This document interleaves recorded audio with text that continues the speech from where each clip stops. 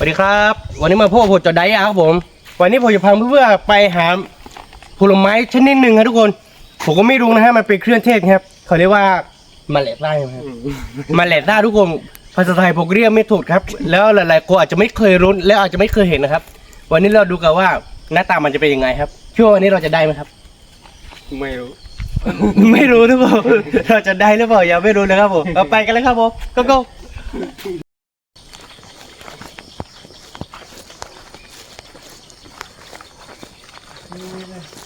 ก็คือเป็นการได้หักขาวหักทองใช่ดีแล้วแบบ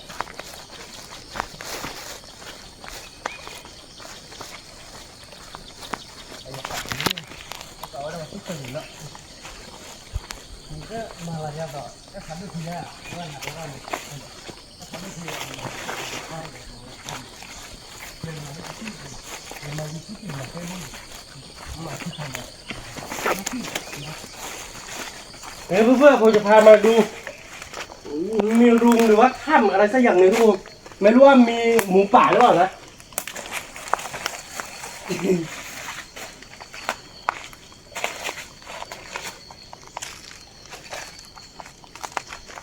แต่เราเดี๋ยวมาตื่นด้วย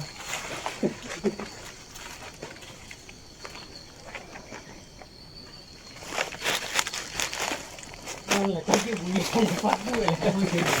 ถึงว่ามาแล้วแต่มีได้โอ้ข้างในมันมึนมากเลยทุกคนมีเสือป่าตัวหนึ่งนะทุกคน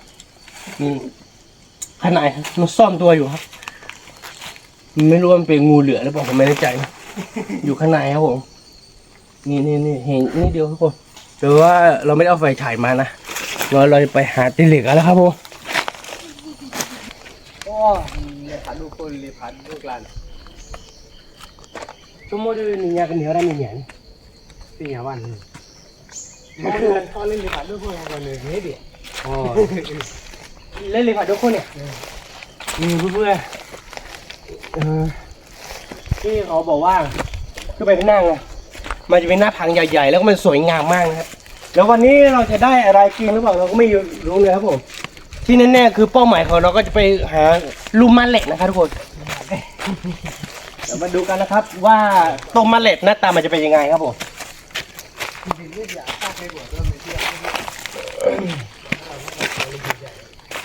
มะเล็ดดีเลือดอยู่ในกดบ้างดีกว่าไม่หลอกว่ะ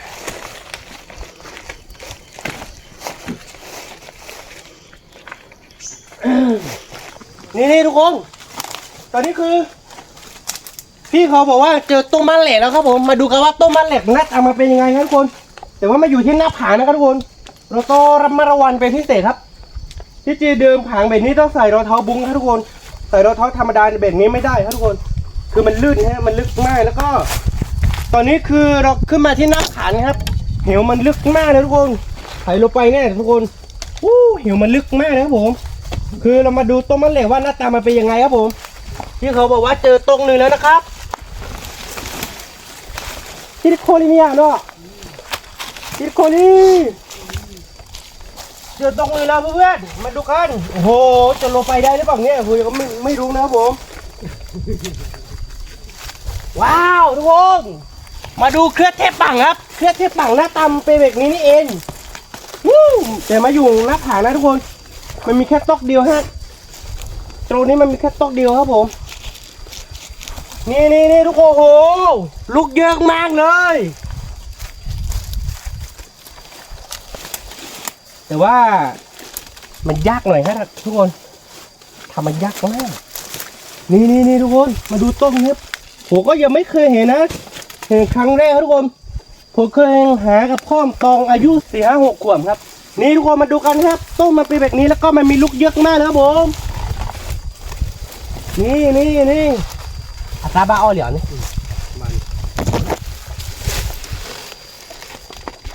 ไม่รู้จะโลไปยังไงทุกคนคือผมโลไปไม่ได้นะฮะนี่ทุกคนต้นมะเล็ดครับมันดูใกล้ๆครับผมว่าหน้าตามันเป็นยังไงครับทุกคนนี่มันเป็นแบบนี้นะทุกคนมันเป็นเครือเทพปังครับผมแล้วก็มาหอม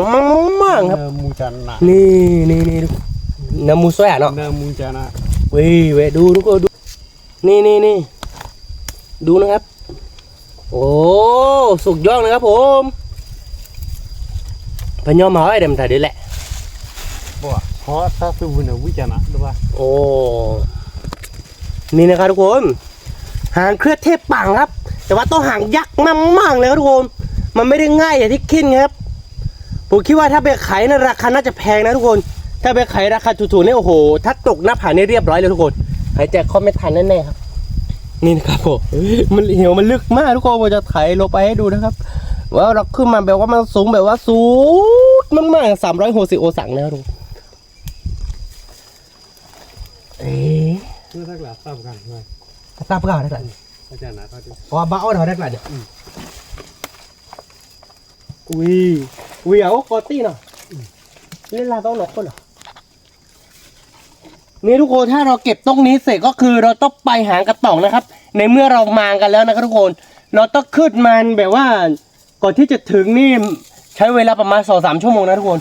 แต่ว่าเราขึ้นมันถือแล้วเราหางแบบนี้คือเราเจอแล้วก็ถือว่าเราโชคดีแล้วก็สุดยอดนะครับทุกคนเดี๋ยวผมจะไปเก็บนะครับคือผมลงไปไม่ได้เลยทุกคนดูว่าที่เราหนาเด็กที่เดินอยากได้อยู่โกอะไรอย่างดึงเนี่ยเราบุบต้องมาเป็นแบบนี้นะทุกคนโกจะอะไรนี่ทุกคนผมอยากจะถามเพื่อนๆทุกคนว่า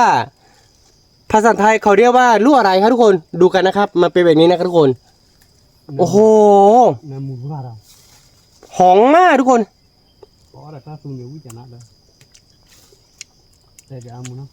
นี่ทุกคนเราไปแกงกับอะไรนะไปแกงกับไก่ก็ได้กบก็ได้อะไรก็ได้ครับทุกคนแกงอร่อยมากแล้วก็หรือไม่ก็ตามน้ำพี่ก็อร่อยนะครับทุกคนแล้วมันจะหอมมากเลยทุกคนเนี่ยแต่ว่ามันจะเผ็ดนะครับทุกคนคือไอเฮจะเจ็ดเนาะนี่ทุกคนเขาเรียกว่าลวกอะไรนะครับผมก็เรียกไม่ถูกนะครับแต่ว่าถ้าเป็นภาษาปากกยอเนี่ยเขาเรียกว่ามันเหล็กซ่านะครับ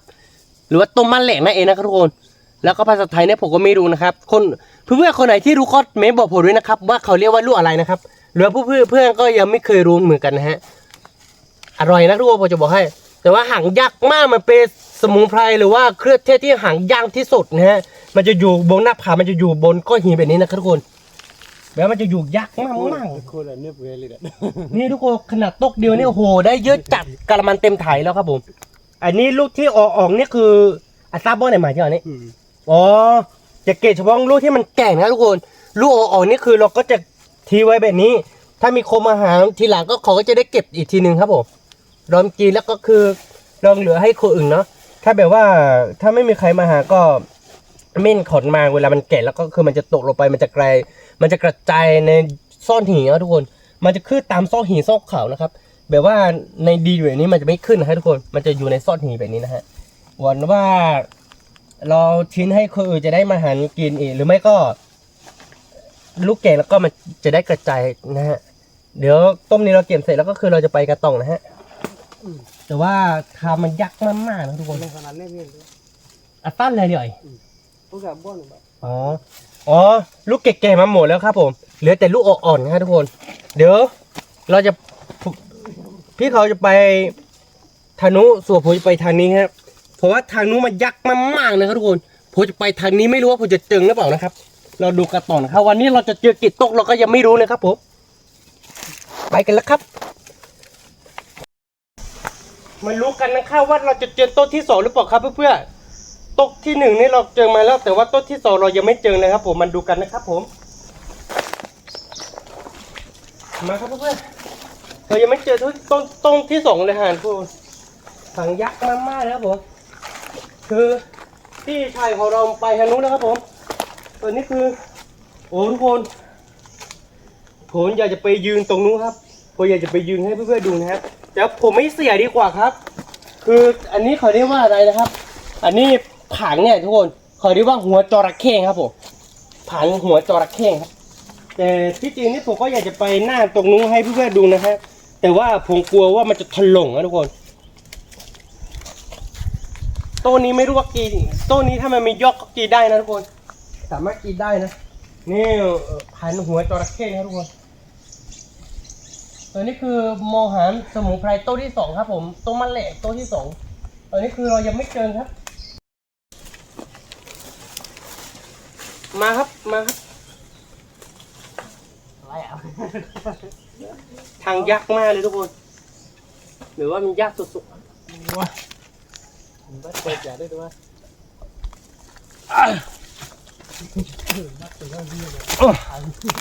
ๆว้ายากมากๆเลยเพื่อนๆดูขึ้นมาสูงมากเหนื่อยมากๆแต่ก็สนุกมากๆครับ นี่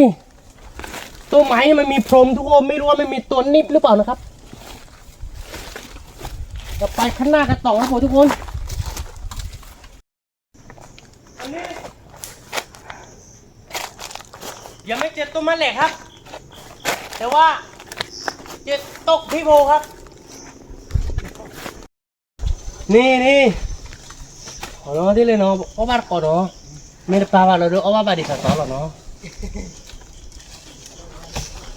นี่ทุกคนลูกเยอะมากๆเลยครับผมเราเจอต้นผลไม้ครับ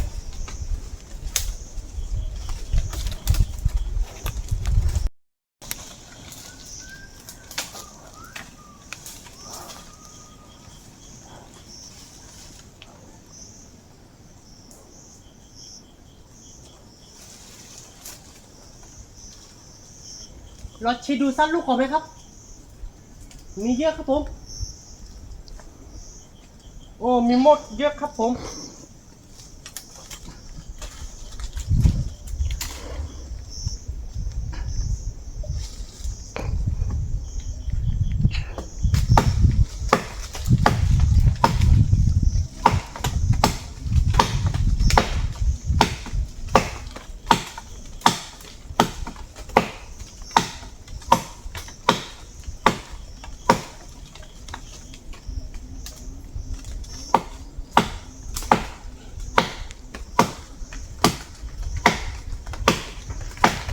โอ้นี่บับลีสเต็กเดลอยใจในบับลีสเต็กหุ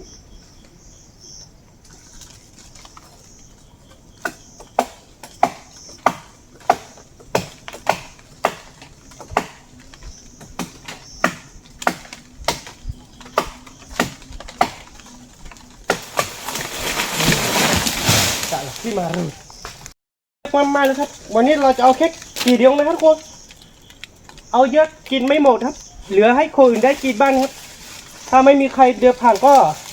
มันมีหนูมีกระรอดมันกินครับเหลือไว้ให้เขากินบ้างครับผมเราก็จะเอาน้อยๆครับ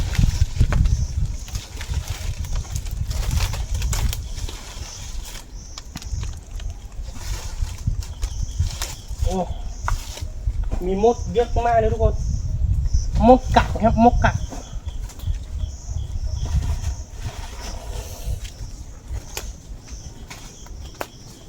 ได้เลยได้เลยแรงกว่าดูเยอะมากทุกคนเราจะลองกินดูนะทุกคนนี่ทุกคนเราเยอะมากๆครับผมอร่อยมากๆครับกินดูนะ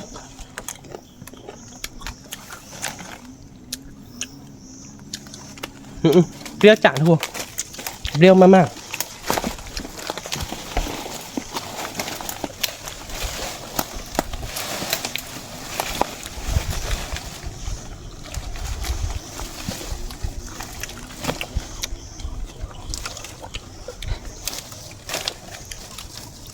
ได้เลยดูเยอะมากทุกคนครับผมเหลือผมเอาแค่กี่เดียวนะที่เหลือก็ถ้ากระล่องให้หนูมันกินฮะถ้าผมตักลงมาเยอะก็คือวันนี้เราก็ต้องไปหาแม่เหล็กต่อครับทุกคนเราจะเอาแค่กี่เดียวพอนี่ทุกคนตอนนี้ก็ได้เยอะแล้วนะครับนี่ทุกคนได้เยอะครับไปกระต่องครับเราไปหาแม่เหล็กกระต่องครับผมของกินกล่องนะครับลูก2 ลูกทุกคนดูกันว่าอร่อยขนาดไหน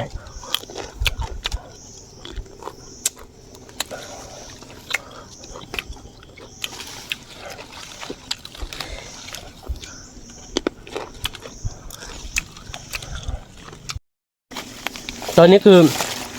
ที่คนน้าไปแล้วทุกคนเราต้องไล่เขาครับเดี๋ยวเราต้องไปที่หน้าผางสูงครับผม เราจะไปที่อีกผังหนึ่งทุกคนผลไม้นี้เราจะถือไปด้วย เรากินไปด้วยครับไปกันแล้วผม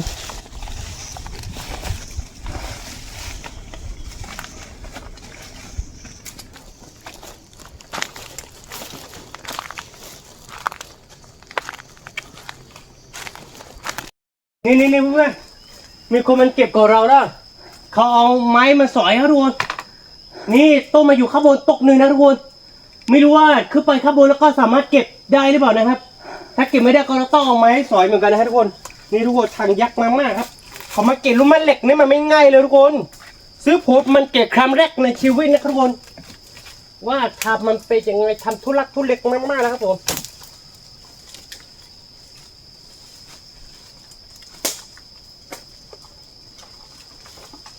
เข้าได้ด้วยแล้วเพื่อน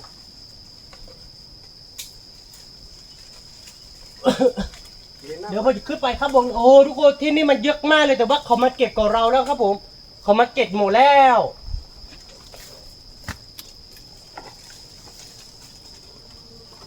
โอ้โหต้นมาเยอะมากจริงๆนะทุกคน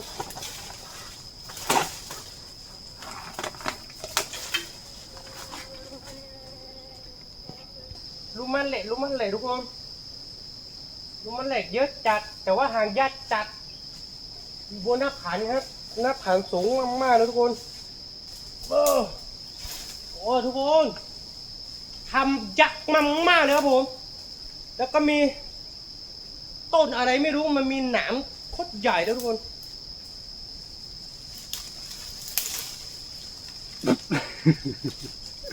อะไรลองเสียมั้ยเท่ไปแล้วเสียแบบกรอเตนั่นน่ะทุลอริได้ไว้แล้วโน้ยนี่ละเท่เนี่ยย่อละเป็นเนี่ยพ่อละดื้อเนี่ยละบุ๋ยว้าวแต่ต้องเขย่าด้วยนะทุกคนถ้าไม่เขย่าเนี่ยบ้ากระดึกความเป็นมุน้อยเสียอักเลื่อยเลื่อยละเนี่ย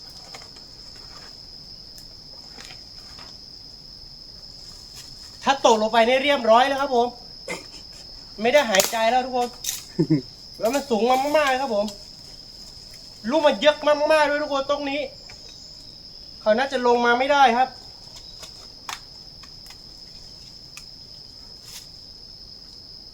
อ๋อได้ทุกคนผมคิดว่าผมลงไปไม่ได้ครับแต่ว่าทำมันยักษ์มากเลยทุกคนต้องรับมาระวังเป็นพิเศษกระมาเต็มฉายแล้วทุกคนทีนี้ก็น่าจะเก็บได้นะ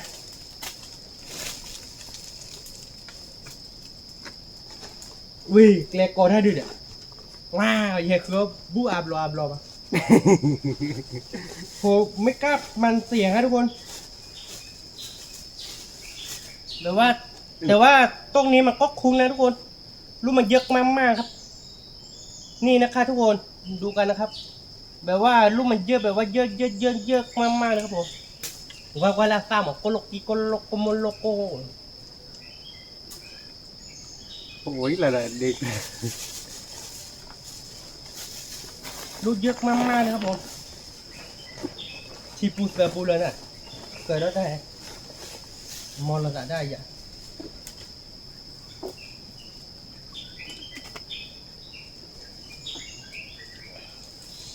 โอ้โหดูทุกคนลูกเยอะมากเลยครับผมใครอยากกินก็บอกนะครับเดี๋ยวผมจะส่งให้ครับใครจะลองกินก็บอกนะครับแบบมุสเอาไปอุดรด้วยตอนนี้แหละที่เหนียวไปละ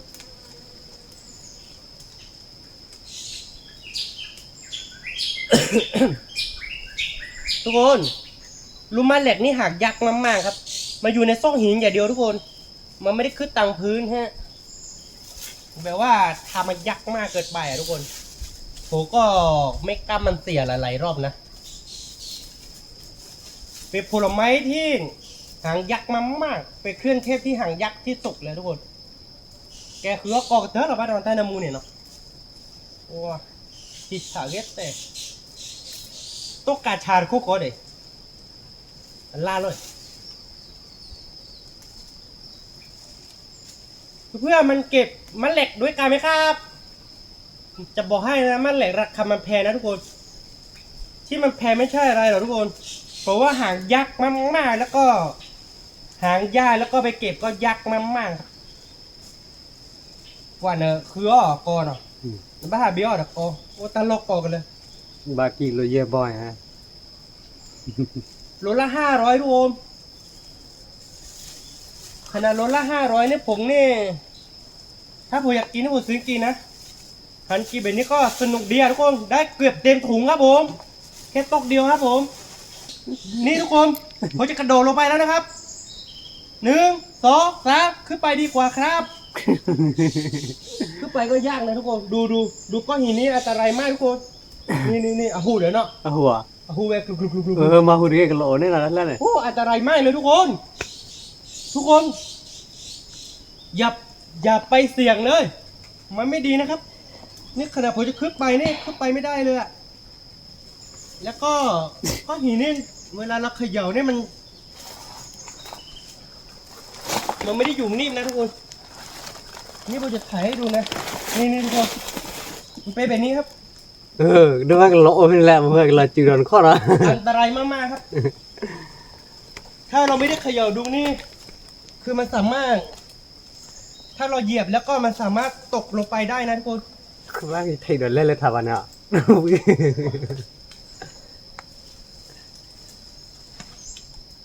อุ้ยแปลกอบพี่ที่ว่าโอ้เพื่อน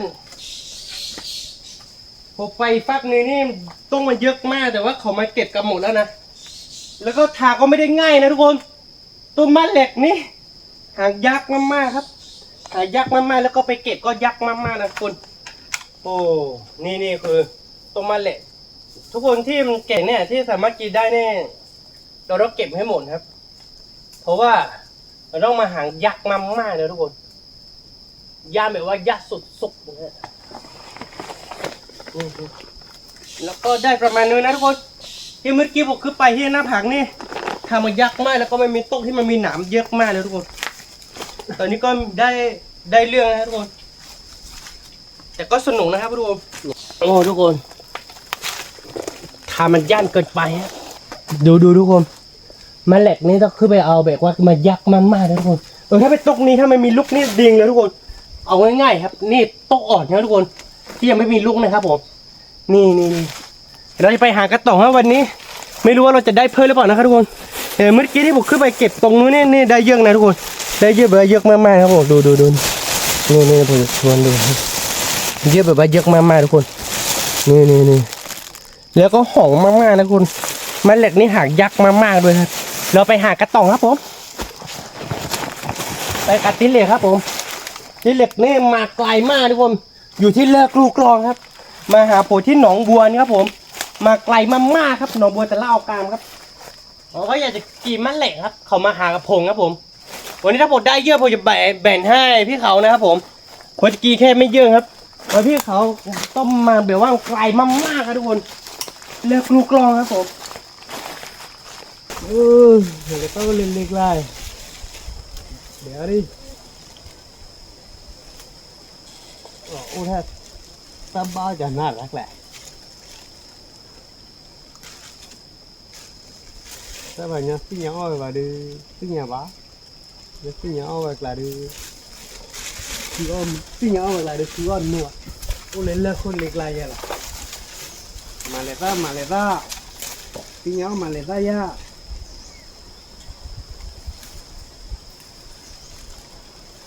ตัดdua malah kupri lah. Tahu dua dah lah. Aku dua malah. Kalau lalu malah kupri bakoran. Malah pria. Le nak lewan ni. Ala tu tak ada. Baiklah, tak ada. Anda mutu je, tak beri tu. เจอต้นมะเหล็กต้นนึงแล้วรู้เยอะจัดแต่ว่าต้องไปหาแบบว่ามันยักษ์มากเลยผม ว้าวรู้เยอะมากเลยครับผมแต่ที่นี่มีมดเยอะจัดครับผมนี่ทุกคนตรงนี้กินได้หมดแล้วครับผมนี่รู้เยอะมากเลยครับผมเห็นไหมครับ อัดนักเลยล่ะแกเดี๋ยว Kế về mà khác kia nữa là vậy đúng không? เนี่ย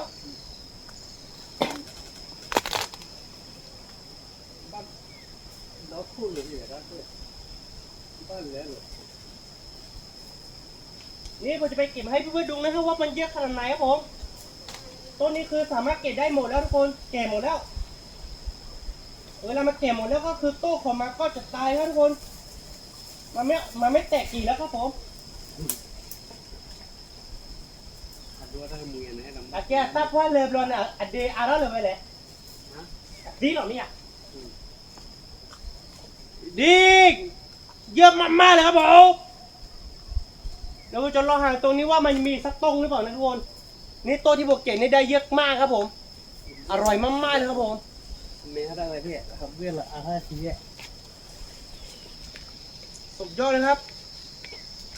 Bài lia. นี่ทุกคนแก่งๆครับผมพี่เขาเจอกี่ต้นครับผมเดี๋ยวที่ไปโค้ดเหล่านี้ Ra khỏe đuôi rồi. แต่ขั้วแต่โน้ตโค้ดเลย Pha lề nè. ที่ผมมาหางนี่มีแค่ต้นเดียวนะครับฝั่งนี้ครับผมทุกคนแม้ว่าลูกมันเยอะจัดนะครับที่เขาได้3ต้นครับผมวันนี้เราดูกันว่าใครจะได้เยอะกว่ากันครับผมคอยดูนะครับทุกคน เดี๋ยวมันขึ้นไปทางนี้ครับผมที่เขาขึ้นไปทางนู้นครับผมเราดูกันว่าใครจะเจอครับและตังค์เราจะเจอกี่ต้นครับผม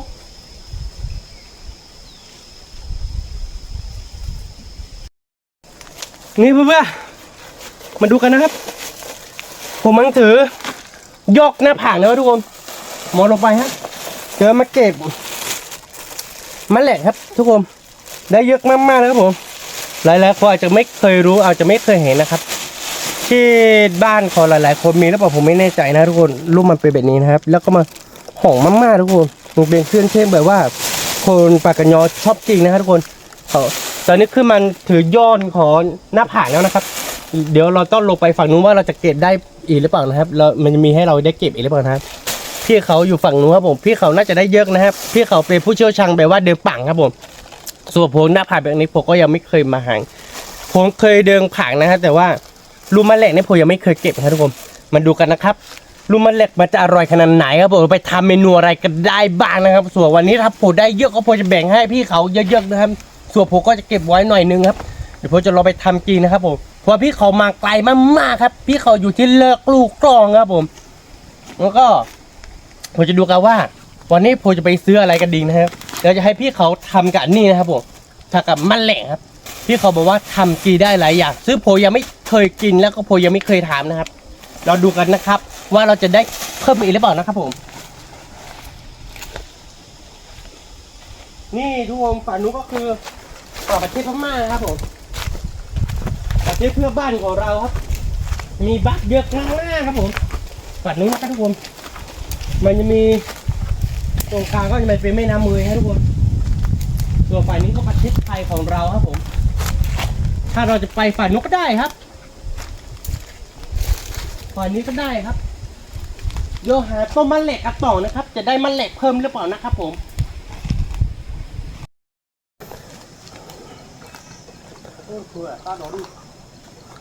นี่ทุกคน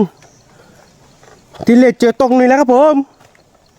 บอกว่ามีลูกเยอะมากๆเลยทุกคนมีแค่ตกเดียวนะครับผมมาดูกันนะครับทุกคนถ้าเราได้ไปสอยครับทุกคนเราได้ไปสอยเราไม่สามารถลงไปได้ครับมันอยู่แบบว่าเหวมันลึกมากๆทุกคนถ้าเราสอยแล้วก็มันตกลงไปข้างล่างนี่คือเราไม่ได้กินแล้วครับผม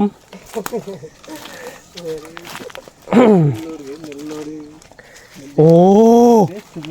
นักลัวมากๆทุกคนเราไม่สามารถลงได้ครับถ้าเราตกลงไปนี่เรียบร้อยแล้วครับผมโอ้ลูกเยอะจัดทุกคนลูกเยอะจัดเหวมันลึกมากๆเลยทุกคนว้าวค่อยๆดูมาเป็นลาเต้ดิ อย่าให้ตกนะครับถ้าตกเนี่ยเราไม่ได้กินแน่นอนครับทุกคนนี่ทุกคนลูกเยอะมากครับผมว้าวตาเลยเนาะ ตาเลยแหละ โอ้ตรงนี้ลูกเยอะมากคือตรงนี้เราต้องเก็บเป็นตัวแบบนี้เพราะว่าไม่สามารถลงไปได้ทุกคนเห เหวนับขันมันลึกมากๆนะทุกคน เดี๋ยว นี่ทุกคนมันดูกันนะครับ ลูกเก่งๆเยอะๆเลยครับผมเวทีฉะเนาะ พี่ขาได้กล้วย โอเคเลยอ่ะ ตาดอดู ชมดเกลให้ได้มาดูเลยไปเลยเนาะ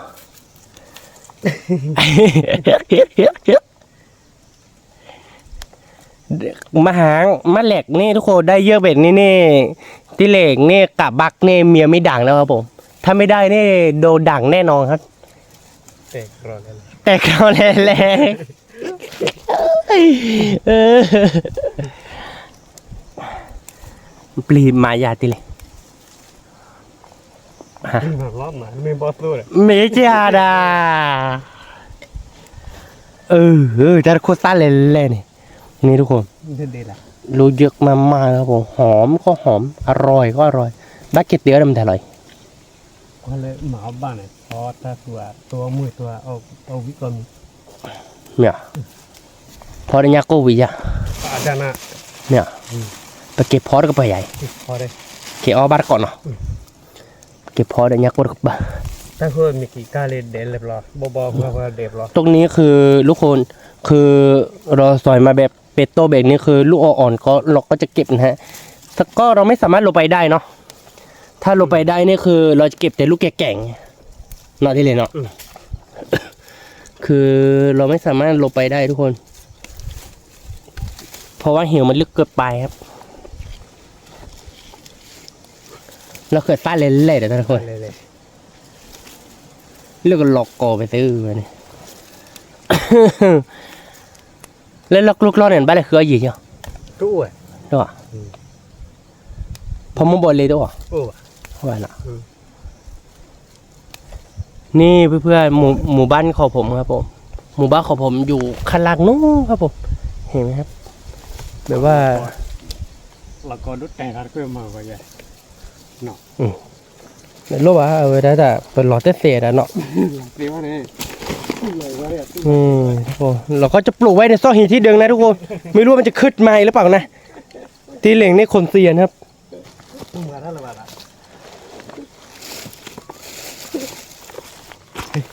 เนี่ยเราไปห่างกระต่องนะทุกคน ทุกคนสังเกตดูใกล้ๆนะว่าใบมันคล้ายๆกับตกกัญชาหรือเปล่านะมาคล้ายหน่อยๆนึงนะทุกคนนี่ทุกคนได้เยอะจัดนะตรงนี้ ได้เยอะมากๆครับผมคือเราไม่คิดว่าเราจะได้เยอะขนาดนี้นะวันนี้ทุกคนเราไปกระต่องครับ เราจะไปหากระต่องนะทุกคนในเมื่อเรามาไกลๆแบบนี้นะฮะเราต้องลุยกระต่องนะครับผมไปกันเลยครับผมโอ้ทุกคน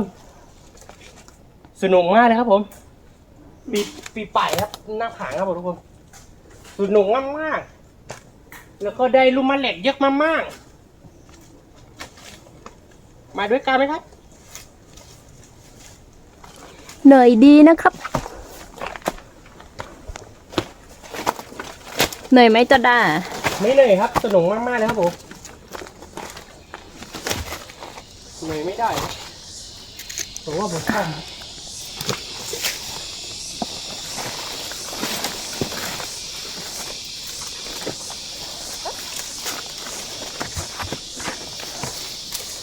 ต้องระวังด้วยนะทุกคน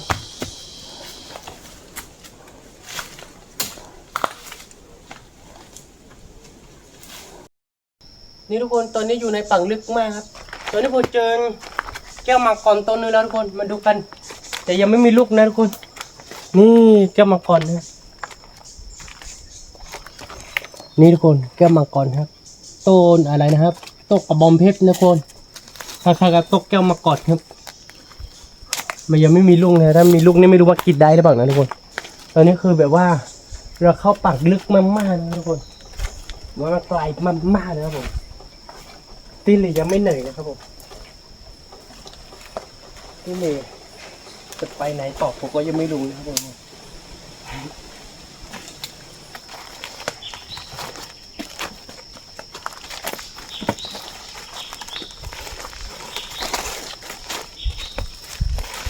เพื่อนมาดูตอนนี้ผมเจอเห็ดหลิงจึงเยอะมากเลยครับผมนี่ครับทุกคนใช่เห็ดหลิงจึงหรือเปล่าครับนี่ทุกคนแบบว่ามันเยอะมาก ากๆเลยทุกคนนี่เยอะมากๆเลยครับผมทางนี้เป็นเห็ดลิงจริงถ้าอันนี้ก็จะเป็นเห็ดจุลีครับก็เยอะมากๆเหมือนกันนะครับทุกคนนี่เยอะมากๆเลยครับผมเห็ดลิงจริงเยอะกว่าครับไม่รู้ว่ากินได้หรือเปล่านะเห็ดนี้ผมก็ไม่รู้นะทุกคนถ้าคนไหนรู้ว่ากินได้ก็เมบอกผมเลยนะครับผมเดินป่าบางทีก็พออาจจะเจอนะฮะเหม็นมากนะทุกคนถ้าเป็นนี่หอมครับไปกันต่อครับ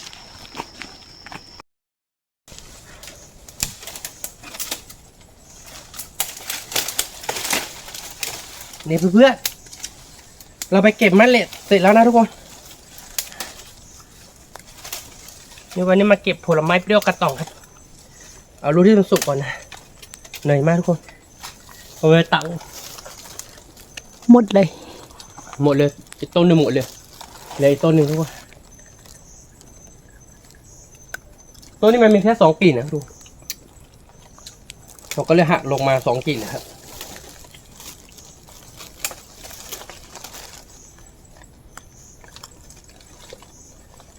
ช่วงนี้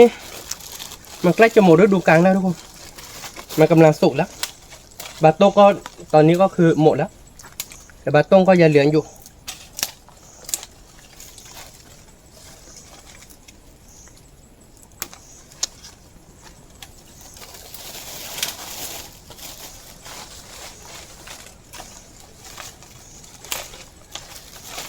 ดูกันว่าเก็บได้เยอะขนาดไหนนะทุกคน2 กิ่งนี้มันน่าจะเยอะเลยทุกคนเยอะแบบว่าเยอะมากๆเลยแหละดูครับทุกคนตกเนี่ยมีเยอะมากครับแต่ลังกิ่งนี่มีโคตรเยอะเลยทุกคนไม่รู้จะกินหมดหรือเปล่านะถ้ากินไม่หมดก็แบบแบ่งให้เด็กๆที่บ้านครับเด็กๆก็น่าจะชอบกินนะทุกคนเพราะว่าปีต้นไม้ไม่เป็นทุกคนดีที่ตัวของมันเล็กเวลาผมตัดกิ่งหักนี่เวลาโตมันขยมเนี่ยผมกลัวมากๆเลยเราน่าจะกินไม่หมดนะวันนี้เรามากันแค่3 คนครับ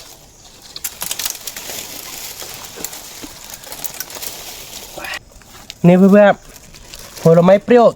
เต็มถุงครับประมาณ5 กิโลได้ครับเพราะเรามาหามะแหลกไม่ได้ผมก็เลยเก็บผลไม้เปรี้ยวครับมะแหลกได้นะทุกคนแต่ว่าได้ไม่เยอะนะทุกคนเนี่ยเดี๋ยวผมจะรอไปทำให้เพื่อนๆกินนะครับ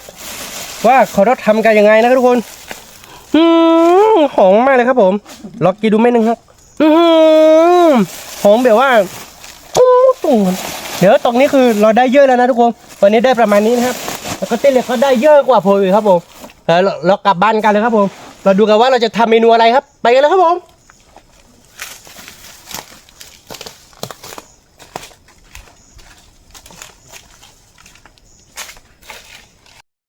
นี่เพื่อนๆมาดูกันนะครับตอนนี้คือเรากลับมาถือบ้างแล้วทุกคนเราจะตามลูกมะแหลกครับชมโมเดลกูเบียเนาะมะแหลกนี่ต้องใส่เยอะไหมครับ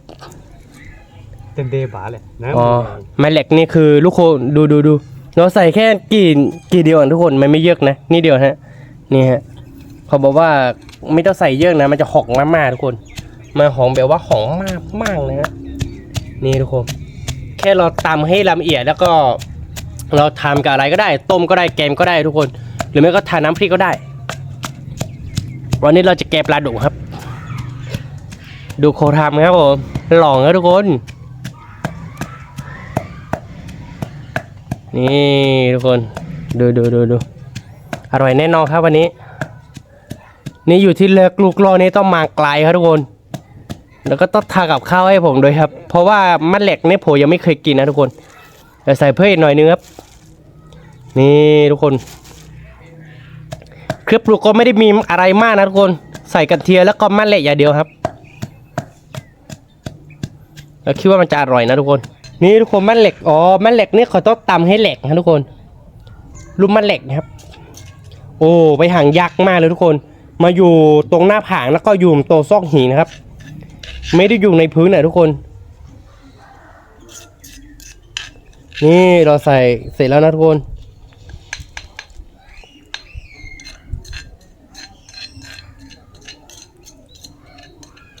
ตอนนี้ก็ไฟกำลังติดแล้วทุกคนอร่อยแน่นอนครับ นี่ทุกคนเราต้องต้มให้หอมๆก่อนแล้วค่อยใส่น้ำครับ วันนี้อร่อยแน่นอนครับผม นี่ทุกคนแกงของเรากำลังเดือดแล้วครับผมใกล้จะสุกแล้วทุกคนอร่อยแน่นอนครับคนทำก็อยากจะกินแล้วคนรอก็อยากจะกินแล้วทุกคนหอมมากครับผมหอมลุงมาแหลกนะทุกคนหอมแบบว่าหอมอะไรยังไงผมก็บอกไม่ถูกนะทุกคนมาแหลกเครื่องเทศมาแหลกหอมมากๆครับผมเครื่องเทศมาแหลกนะทุกคนอร่อยแน่นอนครับคอยดูกันนะครับผมโอ้เพื่อนๆตอนนี้แกงของเราสุกแล้วนะนี่ฝีมือของตินเล็กตุกแล้วเหรอหอมเครื่องเทศทุกคนหอมเครื่องเทศหอมมากๆเลยครับผมดูกันว่าหน้าตามันจะเป็นยังไงครับผมนี่ทุกคนว้าวเปิดให้ดูโอ้ทุกคนมีไข่ใหญ่ๆ2 ใบครับคนละ1 ใบครับทุกคนนี่เป็นยาวพวกมันกินด้วยกันครับผมนี่ทุกคนวันนี้คือเราปีไปเหนื่อยมากๆต้องมีน้ำอะไรนักเขียวครับผม อเมริกา โอ้อร่อยมากเลยทุกคนว้าหอมขนาดกินข้าวเปล่าเนี่ยอร่อยเลยทุกคนนี่ไข่นะทุกคนไข่คนละ1 ใบเนื้อปลาดุกเน้ง ยาดิ ๆว้าว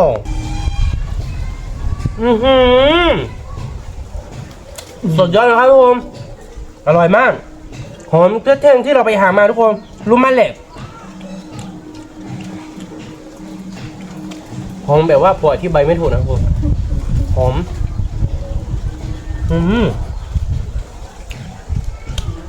นี่ไข่ปลาทุกคนไข่ปลาดุกอร่อยมาก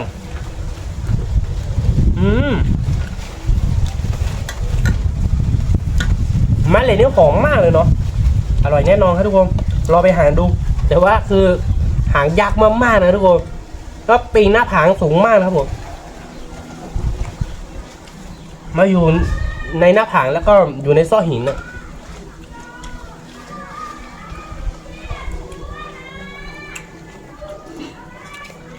โอ้ยยิ่งมากมันมือตัวแรงตัวหรอ นี่ตัวเอื่อยนะพี่งานเน่าทุกคนถั่วเน่า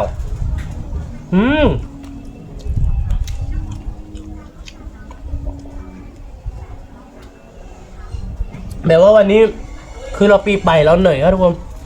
กินน้ำเขียวนี่แรงขึ้น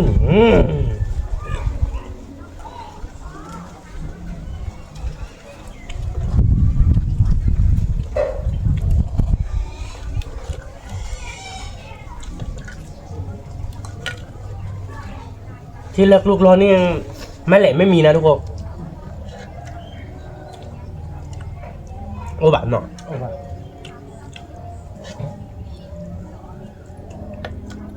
อร่อยมากทุกคนอร่อยมากๆ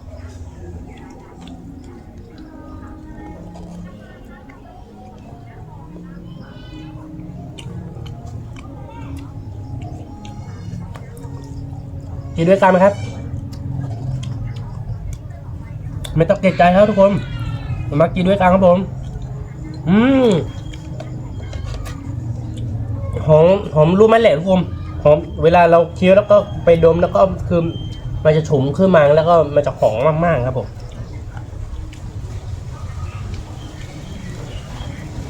เวลาปุระเข้าวาเตวะ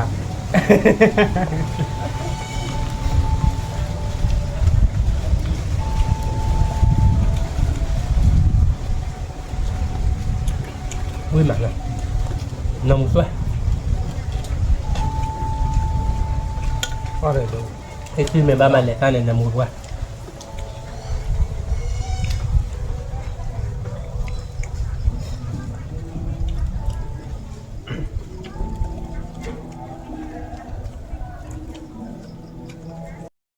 đây là giống nhưที่เลยอ้อนมีราคาขาโดนดินแล้วตัวนึงไม่แบบดีอะไร เพื่อนๆมากินด้วยกันไหมครับอร่อยนะจะบอกให้ทุกคนอร่อยจริงๆฮะอร่อยแบบดิจิทัลนะทุกคน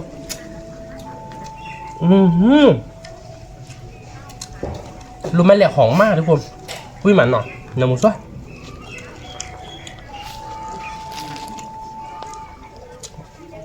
Chắcผมรู้ว่ารู้ไหมแหละเนี่ยอร่อยแบบนี้ทุกคนผมไปหานางแล้ว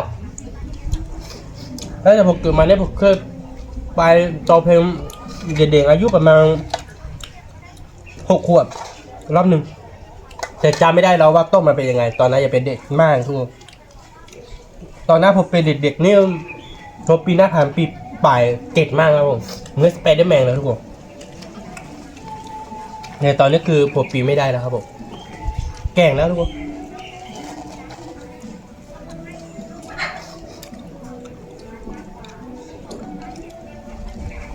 tao win off bởi lần này rồi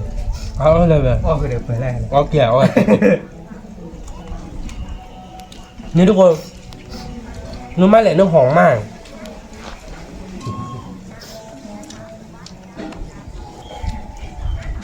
อร่อยมากทุกคน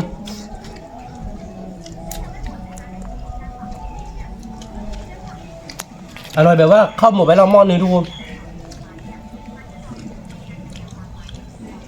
รู้ไหมแหละเนี่ยมันเป็นเครื่องเทศที่หายากมาก แล้วก็ปีนึงมันมีแค่ครั้งเดียวเดี๋ยวนี้ถึงรอหรอเนี่ยครับ nhìn rõ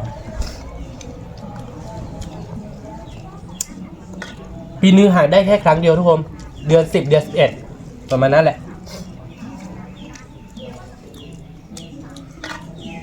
แต่เวลาไปเอาเนี่ยยักษ์มากนะทุกคน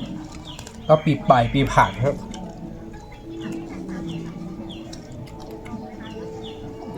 เวลากินเนี่ยอร่อยมากด้วยทุกคน đó on lên này đấy tao win off lên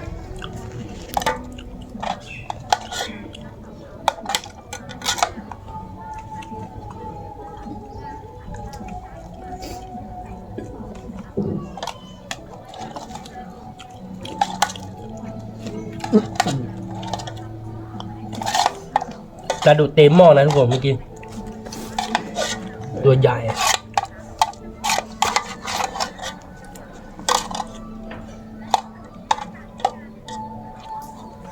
รู้ไหมแหละเนี่ยหอมมากทุกคนหอมแบบว่าหอมมากๆ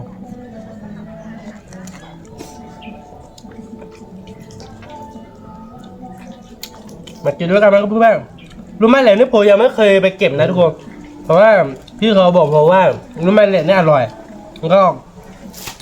ผมก็ให้พี่เขาพาไปนะทุกคนอร่อยจริงๆนะทุกคน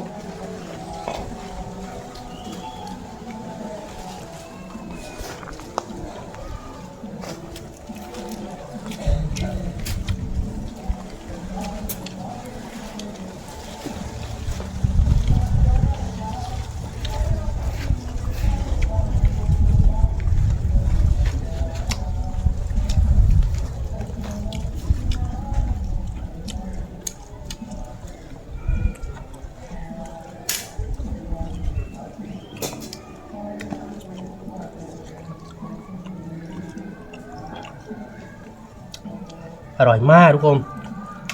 อร่อยจนอธิบายไม่ถูกนะฮะ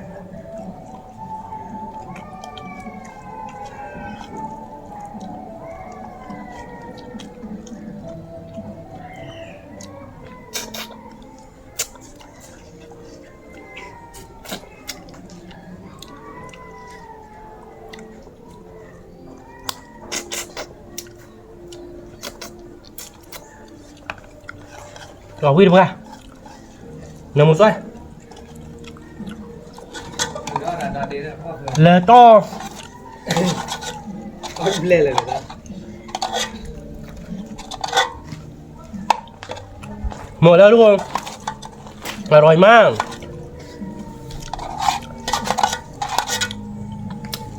ปลาดุกตัวใหญ่ที่พวกกินหมดเลยทุกคน